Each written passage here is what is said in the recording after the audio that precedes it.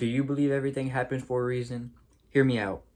You really think if God didn't think that you could get through that obstacle, through that trial, and through those tribulations, do you really think that if He didn't know that you could get through it, that He would put you through it?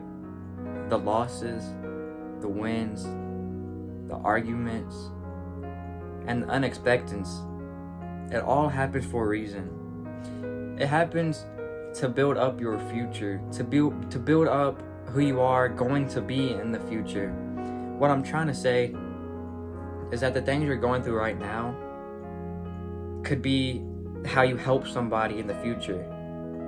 But it's up to how you solve your problems right now to help those in the future. If you make the wrong decisions right now, every second of your life is valuable. Okay, for example, see this small eraser on this pencil. This is what we're living on Earth.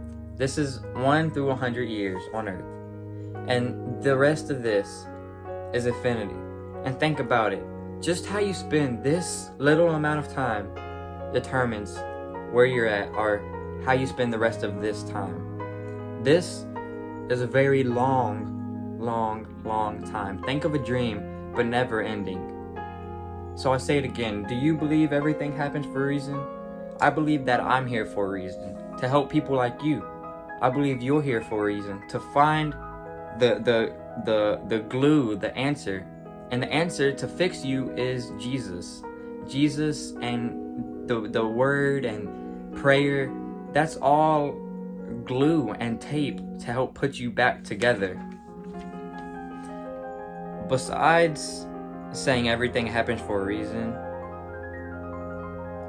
when you're alone, isolation is a very big, important part of knowing what's going to happen in the next steps. You are alone in this world, but we have Jesus.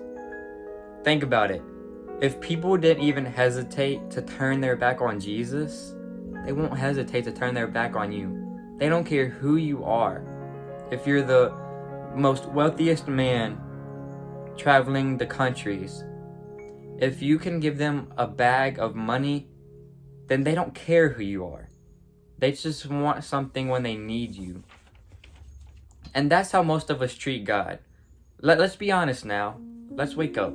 That's how most of us treat God. We only go to Him when we need things, or when we're at the highest mountain, when we have everything. That's the only time we go to Him. But we don't go to Him when we're at the highest top of the mountain, when everything's all part of plan, when life's going great. That's when we don't go to Him. But we have to learn how to humble ourselves.